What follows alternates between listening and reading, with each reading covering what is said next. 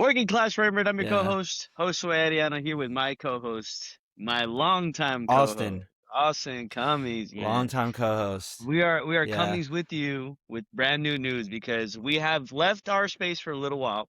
We've been taking a little bit of a Yeah. hiatus, We got and divorced. we got divorced. Yeah, thankfully I got to keep the Yeah, kids. yeah. Austin gets visitation rights from time Yeah. to time. I get It is what nothing. it is. Yeah, no, yeah, I got the the course house. banned him. I The got the course house. banned That's him. it. Yeah. But I yeah, got the house and that's it. we're really excited to announce that we're getting married and we're going to be Yes. restructuring the podcast. We're going for way more of a horror direction, which we're super, super excited to unveil. Mm-hmm. A new logo, just a new direction for the Working Class Frame Rate podcast. Mm-hmm. The duo stays the same. The content is going to be way more horror driven. We've got much more details Mm-hmm. coming out about that coming very, very soon. But for now, we're here because we had to stop the hiatus. We had to stop the hiatus We because did. the We best were ready to horror make movie again. of the year is out, and we both saw it last night, along with the Q&A from the We did. cast and Straw Hat Goofy. I mean, we were in AMC Centricity, and the movie that we will be discussing today is none other than Obsession. And look, I saw this Like back. Curry Barker. Curry Barker, Curry Barker. I saw this back at South by Southwest. I absolutely fucking loved it. It became one of my favorites. I think it is my favorite Mm-hmm. from South by Southwest. I've now seen it twice. There's so much to talk about, but first reactions, Austin. What were you feeling? Let's say after the minute the credits roll, what were you feeling? I was just exhausted. I feel like by the end of this like tumultuous roller coaster, I felt this anvil taken off my chest that I haven't felt during a horror film in like eons. It was honestly pretty bleak and overwhelming. Yeah, no, it's definitely there's definitely a lot to take in. We were talking about how it Mhm. reminded you of some toxic relationships and some situations you were in. Oh, I don't know how dude, this much you want to movie. spill on the pod, how much you want to tell our I audience. mean, well, I mean, like even without even going into specific details, it's like I can sort of say like the sort of elements of those relationships that this film captures is universal. Like there's just Yeah. that elephant in the room this film captures that is being ignored and it's festering. And I think the way it sort of allows it to implode is mesmerizing. Yeah, it is a testament to a director who knows what the fuck he's doing. And I mean, Yeah. Obsession is a horror movie that I've been waiting for a long, long time. Not only is the direction incredible, the editing is Uh-huh. fantastic. And look, a lot of Oh, praise is going to be superb. given to Indy Navarrete, the lead actress for this film, right? Mhm. And it still will not be enough because we were talking about this movie after, and we think we Yeah. me and my homie Zane, who was with us in Zane Takes On Film Talk, we were talking Mhm. about Shout out how Zane. if you remove Indy Navarrete from this movie, maybe it's not as strong.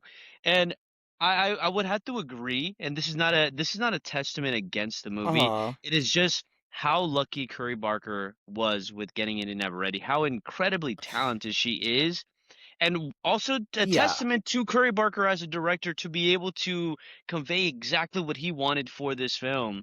And I don't know, I was blown away by Indy Never Ready. I don't know if you have anything, if you enjoyed Indy Never Ready, what were your standouts with the performances? Oh, I think okay, to give her credit where it's due, this is probably the best performance I've seen in a horror film of her caliber since like Possession. I actually think the level of discomfort, her sort of Even better than struggle. Tony Colletti. Yeah, I would say so. I think there's an unhinged sort of like meltdown that happens in this film that Yeah. is so transformative and so believable that I felt like I wanted to crawl out of my skin. But I want to give flowers where they're due to the guy who plays Bear. Correct me, I don't remember his name. Michael And Johnston. just the Michael Johnson and the rest of the crew. I think the acting is the glue in this film because I think there's Yep. a certain tone it wishes to elicit that if any of those performances were not delivering, I think it would have instantly fallen apart. And I think the balance of all of it, anchored with her in the middle, I think transforms it. Yeah. I mean, before we even get into details, I mean, if you have not gotten your tickets to go see Obsession, go watch Obsession. We're gonna get See into a it lot this of weekend. spoiler. Yeah, we're gonna get into a lot of spoiler commentary. If you're watching this video Mhm. or listening to this podcast, go watch Obsession. Come back. There's so much to discuss here, and there's lots to love. I mean, this is gonna be my favorite horror movie of the year. I don't see anything coming up It's on the mine so roster that might far. be like that. Yeah, I mean, I think if Arkasha Stevenson's movie, which she directed The First Omen for our listeners, if Arkasha Stevenson's Uh-huh. movie drops this year, potentially might be the one that I see it upping it, but I have nothing else on my radar right now that I could see topping this movie because it's absolutely incredible. There's just so much to love about this movie, even upon my rewatch. Mm. Also, I want to continue that conversation, but we're gonna discuss everything, guys. We're discussing lighting, performances, sound design, and Curry Barker All of as it. an artist. There's so much to love about this movie, but I wanted to ask you, Austin, like, what did you what did you expect was going to happen in this movie? Did you expect the turns that it was going to take? How far did you think you were gonna see Bear take this shit?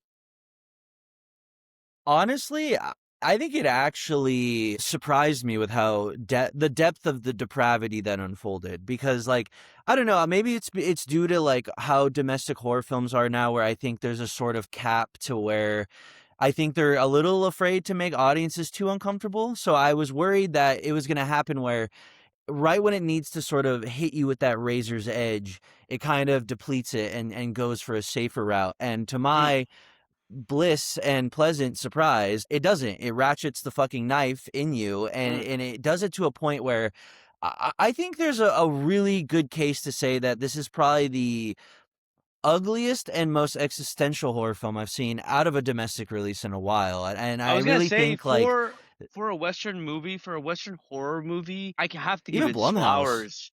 Right? No, seriously. How many times have we seen horror movies, at least Western horror movies, sort of just kind of take a tone back? Mhm. And I mean, this also we talk about this because well, we had to bring this up. Ari Aster's influence, right? And how much Curry Barker talks Yes. about Ari Aster's influence on this movie, specifically Hereditary. Uh-huh. And we talk about Western horror movies that, go the lengths that we talk about in terms of twisting the knife and really making the audience uncomfortable as hell. Oh, And Hereditary is yeah. one of those. And I do think Hereditary is a little bit better than Obsession, but I will say that the Yeah. depravity of Obsession is, at least to me, feels so Oh. much heavier, feels so much more sinister, and it definitely goes the Mhm. lengths that we were talking about. I don't know if there's any movies that are not horror Western movies that you feel like go the lengths. What are some of those movies? I guess the most recent example of like horror films that I feel like have elicited a very extreme and tumultuous reaction out of me have all been produced by Shudder. I was mentioning this last night after the screening. When Evil Right. Lurks, Speak No Evil, and The Sadness are like three horror films that I feel like have really gone And to these are those these are all places that non-Western ask. movies, right? These are all international films. Yeah. And I think to give Curry Barker some credit where it's due, I think this is the one I've seen from America in a while that's kind of entered those ranks. Where I think the key being that it's willing to ask questions and showcase behavior that is deeply uncomfortable and, most importantly, not pull its punch. And I think that's the thing is like, I think if you're going to sort of submerge the audience in such an unpleasant world, you have to be courageous and kind of be willing to sort of swing on them. And I feel like this film does that. I feel like, honestly, there was points where I was suffocating during this film. I feel like Curry Barker's direction siphons that sort of unpleasantness of Ari Aster, but instead takes it in a more grueling direction where instead of a slow burn, he just kicks you in the teeth. You were talking about breathing after that movie. Oh, That's how I felt after the first time I watched it. For all of our listeners, I was at South by Southwest, and I got the privilege of watching this at he a was at at the South by film Southwest. festival. Yeah, He was in and there. yeah, and I can't describe to you. Well, that's a lie. I'm going to describe to you how I felt after watching this Please movie do. because the entire runtime, right? I felt like I had anxiety in my fucking chest, like, and I talked about this with you on the Mhm. drive home, where there's moments in this movie that people were laughing at that I felt truly uncomfortable and almost questioned as if we were watching the same movie or if they were Yeah. laughing at. I was so. I was so taken aback, It's especially very with the last inappropriate shot. laughter. Yeah, very, especially with the last shot. But the feeling of watching this movie in the theater Yeah. was unbelievable. And then I still felt that anxiety that Hmm. came post watching this movie.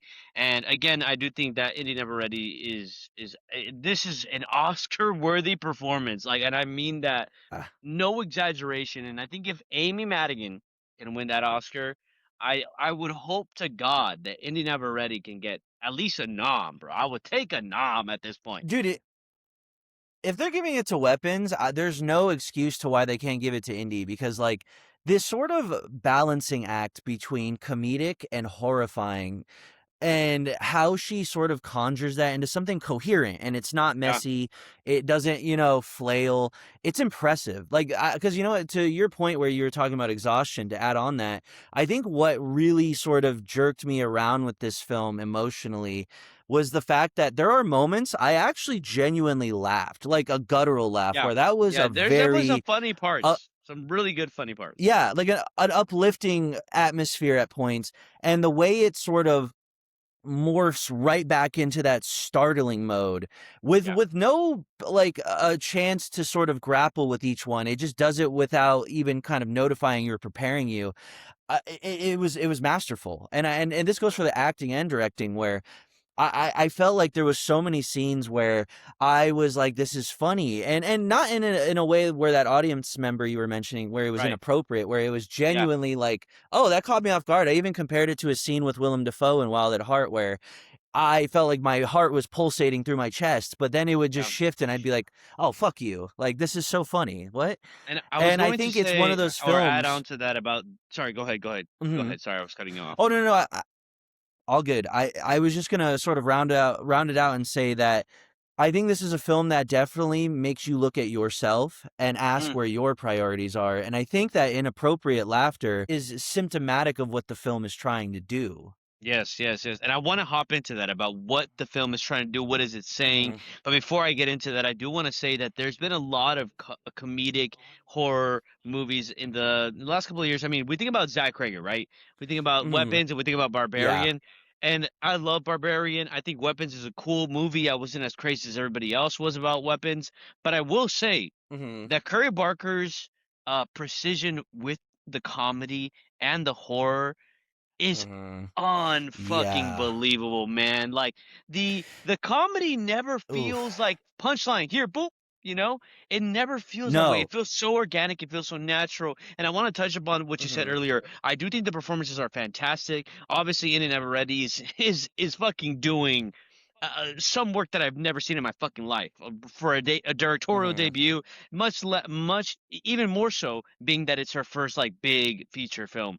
But I will say Real that like feature, but yeah. right, and I will say that the writing here, the dialogue is so fucking natural, so believable that I think Mhm. that when you have these actors, and I do think that they're all doing pretty great jobs, I think the dialogue. You said that the acting was Mhm. blue. I truly do think it's that dialogue. I think it's the dialogue and it's Indie Never Ready that is Okay. holding Uh-huh. everything that makes this hit so much harder because like it's believable.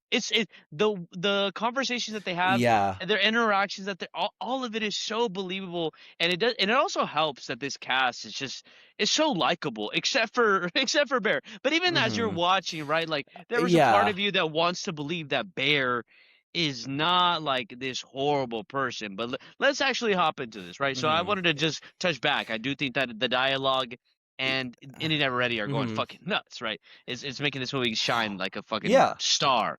But I will say the themes and what this movie is getting across, right? In our Q&A last night, they said, this guy, like we wanted to feel sympathy for him, yada yada yada. First off, fuck this guy.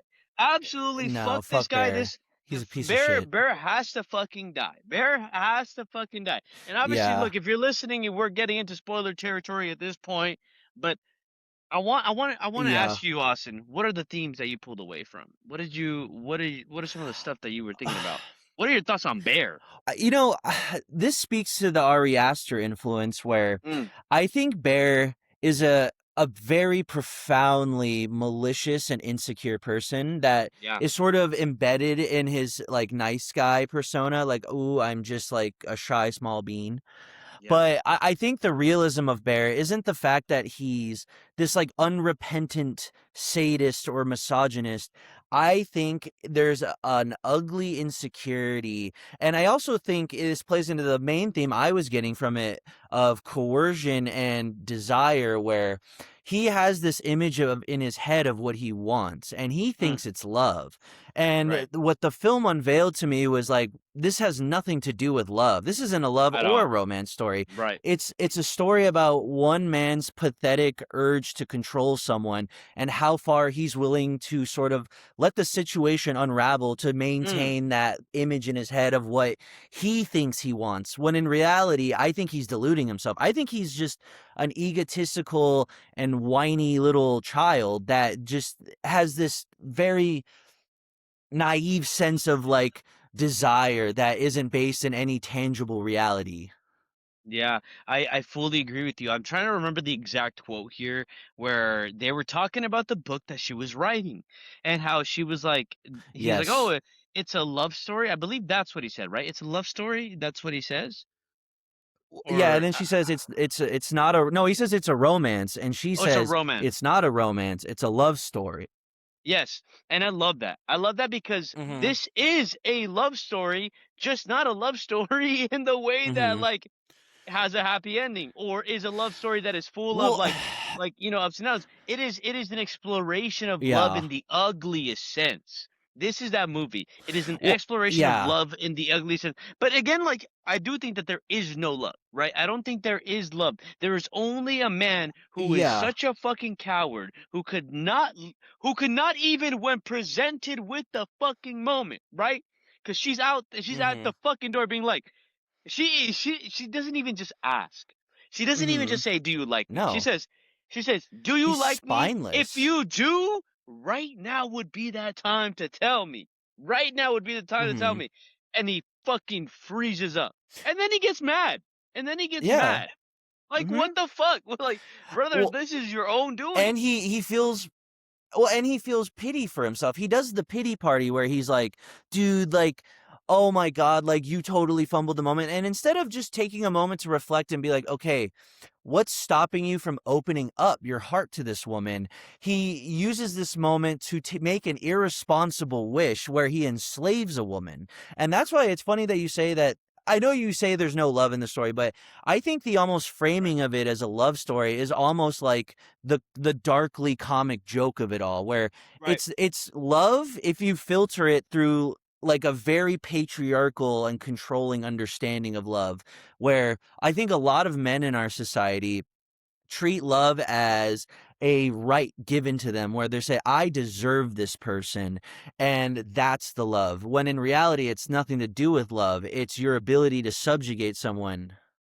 Yeah. And it's disgusting. It's disgusting. Everything that he does in this It movie is. is disgusting, and I think that is why this movie fucked me up so much when I was watching it the first time, and even upon Mm-hmm. rewatching it, because I am from the moment he makes that wish, and the night that and the fact that she goes home with him and stays at his house, right, and then Yeah. ends up kissing on him, and even I feel like even he knew, right, there was so much hesitation with him. There was so much hesitation with him He because knew there was something wrong. he knew it, bro. He fucking knew it, and he He still knew ended up it. kissing her. He still ended up like Mm-hmm. he stopped himself shy from like doing anything. But honestly, now that I'm talking about it with you, right? I'm wondering Mm-hmm. if he would have actually stopped because the main driving force that makes him sleep on the floor for sure is when she like snaps out of it, which sent chills down my fucking spine, bro. Like my whole body. Like Yeah. that shit was crazy. Yeah, because like Well, she because that literally was also the moment. yeah, Oh, go sorry, ahead, go finish what ahead. you're saying. No, no, no, go ahead, go ahead. Well, because that's I agree with you, but I think it's even more sinister. See, he knew in that moment he didn't have control, so he receded back inward to his traditional shy self, and he was like, "Oh, I'm sorry," because he has no sense of boundaries or self-respect, and he's not willing to make that charge. He's not willing to speak for Right. what he wants. And the only time he can do it in the film is when he knows for sure she cannot fight back. which Mm. is, I think, really disgusting. And I think there's a realism to his sliminess where he's not, I don't think he actively is self aware enough to recognize what I'm doing to this woman is against her will, because to do that would mean he has to relinquish control of it. And I think the ultimate evil of Bear is that he's so intoxicated with her that even though there's scenes in the film where he knows, and I specifically spoiler warning, think of the scene where Sarah dies and he has a moment where Mm. he's like, this has gone too far. And instead of instantly taking initiative to figure out how to, retroactively remove all this curse off of Nikki, he continues to indulge it because no matter what, he will not relinquish control. He's too intoxicated by it. He does You know not want to what's let go. And you know what's so crazy? You know what's so crazy? You just brought up Megan, right?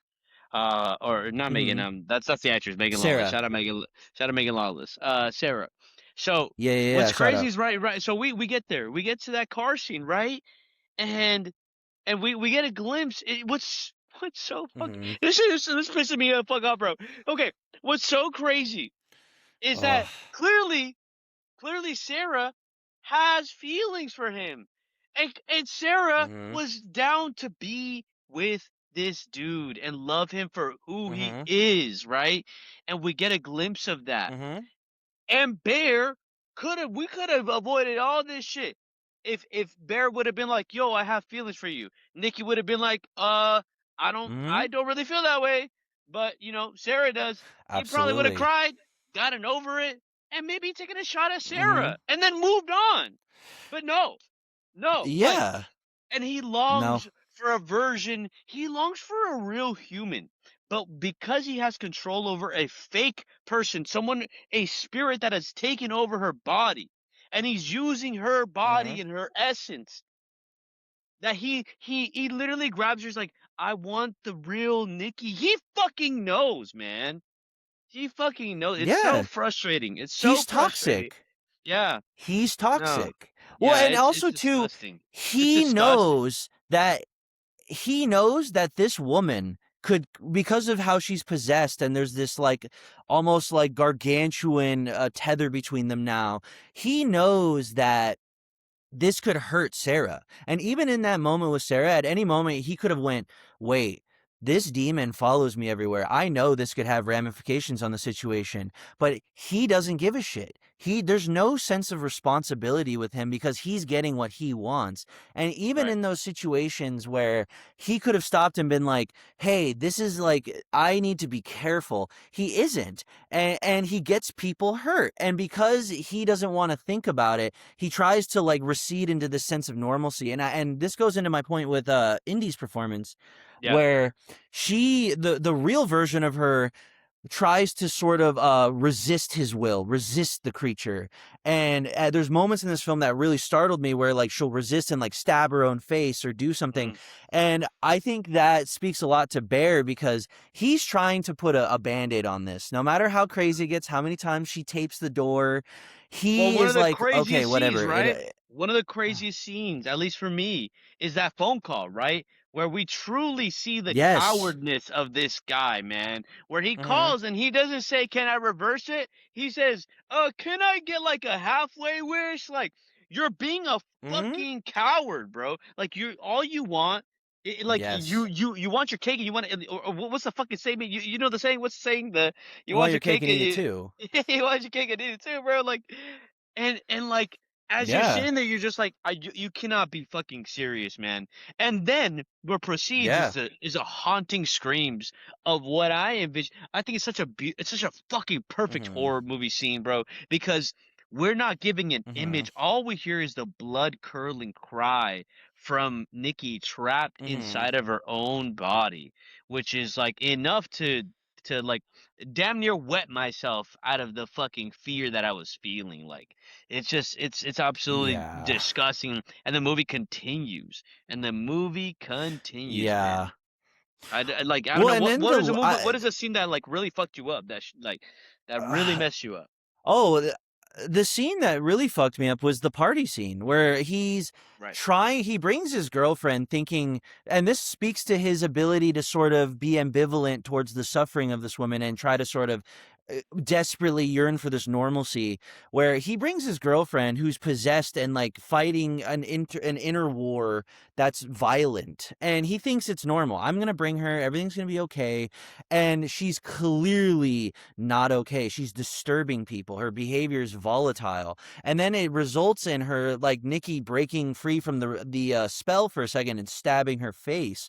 And his reaction to me was like sociopathic, where he doesn't go, "Oh my god, stop everything." He literally just sits there with a disappointment that this couldn't have been a beautiful date night. This couldn't have just been another memory to put into the bank.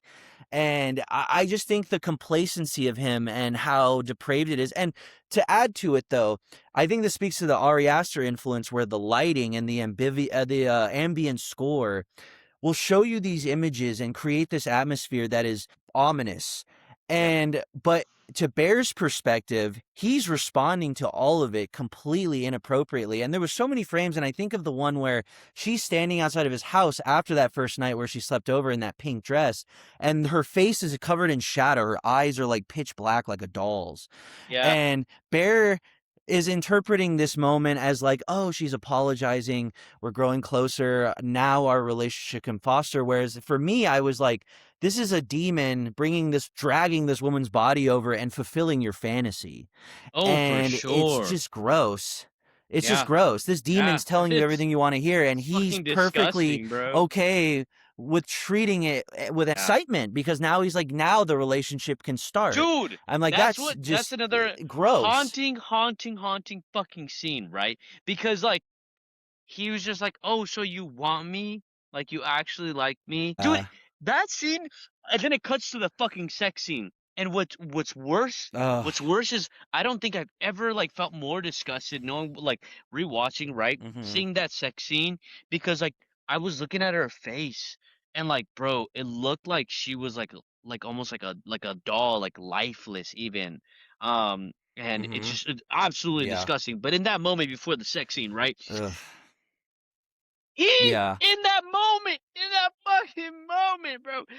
She was like, "Oh, you know, it wouldn't be such a bad thing." And he was like, "Well, do you have like even in that moment, his bitch ass couldn't be like, "Yeah, you know, I do have feelings."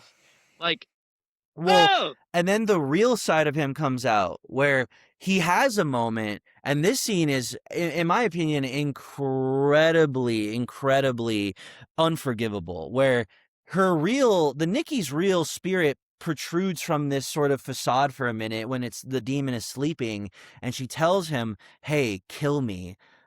I can't watch this go on any longer. I am literally sitting in my own body, watching myself get violated and be desecrated physically." And the only response, and I think the most telling thing about his mentality and how he sees this whole framework, is he goes, "So you think dating me is a bad thing?" And I think right there, with one line, everything is said about him, and how this entire thing, love to him is fine, as even at the cost of someone's sanctity and consent. And I think it's a very revealing factor that I think a lot of people in most movies would not be willing to just openly show. I think there's always this attempt in movies to sympathize with these characters enough to where, oh, they're doing this, but here's the caveat as to why there's an understanding or reason for what they're doing. And this movie's like, no, he's just bad. He's a bad person. That's why he's yeah, doing it. And it's yeah. that unforgivable. Yeah, honestly, this conversation has made me love this movie even more. I was like really thinking this morning. Yeah. I hate getting caught up in ratings because I think ratings are bullshit. But I was like thinking this morning, I was like, yeah, maybe it's a four. But I was like, Yeah. nah, it's a 4.5. Like, and I'm not moving from that. It's a 4.5. I It's just actually I think fucking there's a incredible. maturity. Yeah, there's a maturity to Curry Barker's direction that for a 26-year-old I find profound, because I think Yeah, there's a level of insight and emotional intelligence you have to look at the character of Bear and not in any way sort of give up and sort of find a repentance within him. It's similar in a way. Strangely enough, I was thinking of HBO's Barry, where I think it's very Mm, similar to that ending, in my opinion, where it is unwilling to allow these characters to skirmish around the consequences of their actions until the last frame. And I think that's why this film grows on me, because I think there's an unrepentance in that weight to what they do that I think I don't feel in a lot of horror films. yeah, no, I can't agree enough. I also wanted to shout out the sound design. Watching that shit in Dolby, Yeah, Dolby. Watching that shit Dolby, in watching that shit in bro. Dolby last night Shit was hit in fucking Dolby. incredible. Yeah, shit hit in Dolby. It was just it was incredible. The sound design, I would argue, a lot of people were praising undertone, midtone. But I will have to give the flowers Yeah, to the sound design here in this Undertow. movie. That is, it's just so good. I think it also goes hand in hand with the fucking editing, bro. Because like I wrote down in my letterbox review that the edit of this movie feels so seamless that I get. This is for movies that actually have an amazing edit. Like I never feel like we're Mm-hmm. moving from scene to scene. I'm moving with the movie in unison. And I never felt this, even on my Mm-hmm. rewatch, knowing all the punches, knowing where things are coming at me, knowing the emotional beats, I still felt one with the movie. The edit is really fucking good, and it goes hand in Mm-hmm. hand with that sound design. That sound design is so fucking good. Another shout out to the Yeah. man or the woman or the non-binary or the queer, whoever did the score Yes. for that motherfucking movie. Shout out I score. some shout out score. Meanwhile, I looked this up. Shout out Are there score. other elements you wanna shout out? Because I there's lots to love about this movie. Yeah, I would even say the use of violence and its restraint, where I think Mm. this film is, I wouldn't say it's a violent film in which I would say like I every would say it's scene a is pretty violent indulgent film. and I would say the way it engages with it is violent, but I don't think it's gratuitous, as in, like, Word. the way it sort of indulges with it is gratuitous and repetitive. I think this film's ability to build the tension and strike like a hammer when it's necessary with the violence, I think is very mature and I think is very wise. Because I think a worse film for me would have just had the character of Nikki running around, smashing people's heads in, doing Right. something, very just, very cartoonish. And I think this film's ability to sort of restrain itself and then sort of deliver that blow when it matters most, I think is very impressive. Yeah, it's unbelievable. I do have the Hmm. composer on here. It is Mr. Rock Burwell. I'm trying to see what Shout out Rock he's Burwell. shout out Rock Burwell. Shout out Rock Burwell. Hmm. Shout out the Let's lighting as well. Just looks like phenomenal. Great use yeah, of that's shadow work. another. Oh, I really wanted to touch up on that real quick. The lighting in this movie is something that I've been longing to see since I watched Hereditary. When I Hmm. watched Hereditary, I wanted to touch upon the lighting real quick because the lighting is something that I've been wanting to see since I watched Hereditary back in 2018, 2019, Hmm. mind you. And I've only seen a couple of horror movies that have been able to actually successfully pull this off, which is they light these Hmm. people where you can see their figure, you can somewhat make out their face, but it lets your Hmm. imagination work overtime to craft whatever your mind Hmm. wants to fill in the blanks. And I always opt in for the worst possible fucking image in my mind. I'm like, this is, and I Hmm. try to scare myself. The other movie that I can think about that comes close is The First Omen. It has a haunting. I don't know if you do you remember the grandma in that cell that the Hmm. keeper was fucking I terrifying, do. bro. I Yes. think that's another time that I can think about. I'm sure there's been a couple others, but this one being a direct influence by Hereditary, I feel like we've got the proper son of Hereditary. This is the most Yeah, baby. evil Padawan of Ari Aster. Facts. Yeah, I agree. I agree. And I mean, there's a Yeah. reason why people say they have the conversations with or they keep his name in this movie in the conversation with Ari Aster, and the influence is Hmm. apparent.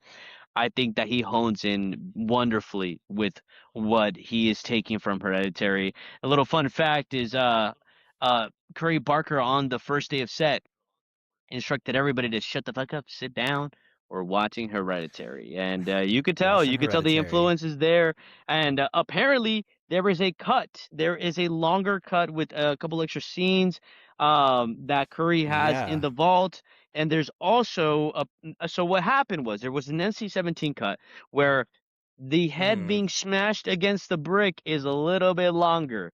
And I saw that Mhm. cut at South by Southwest. It is brutal. It is fucking brutal. But even the theatrical cut, I would like. I mean, how did you feel about the smashing on the face on the brick? Was that brutal enough for you?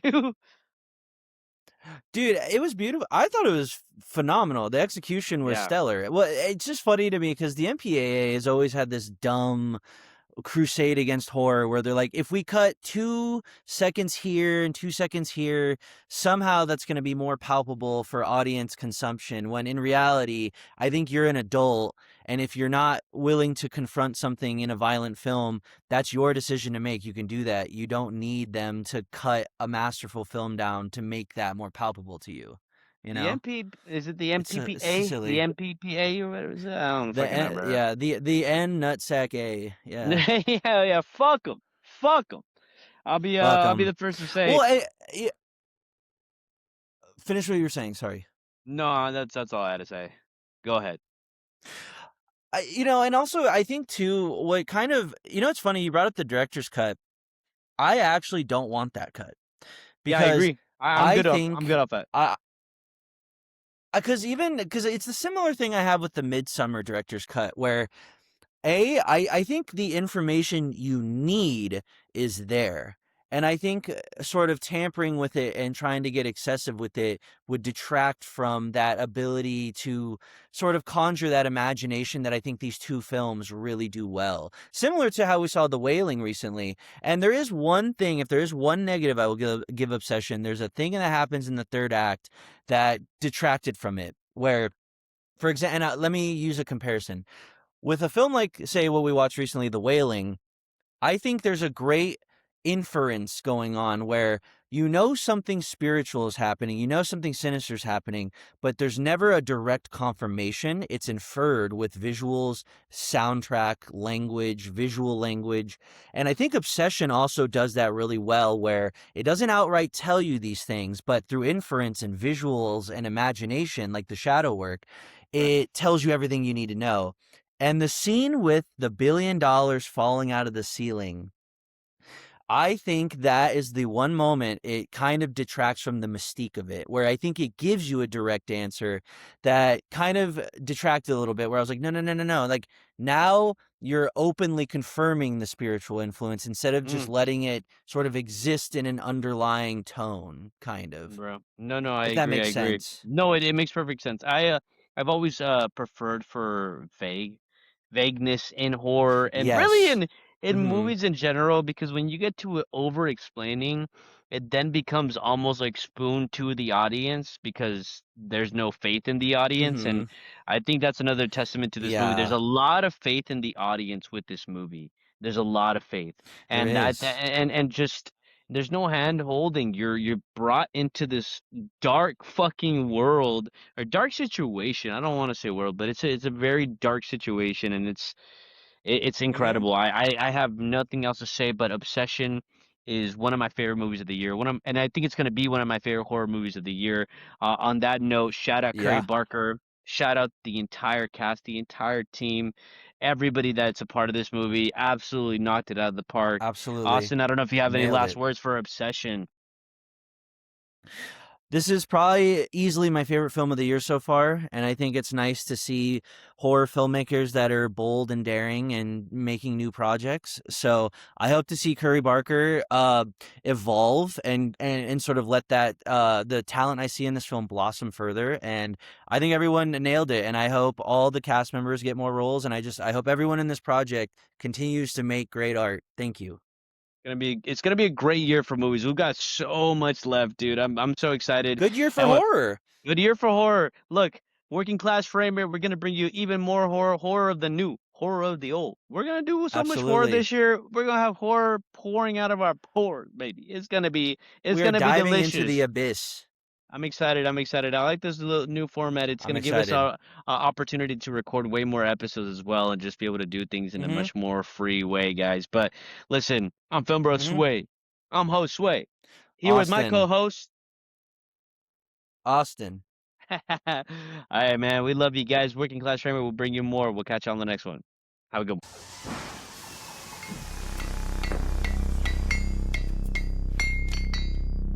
Class Framework.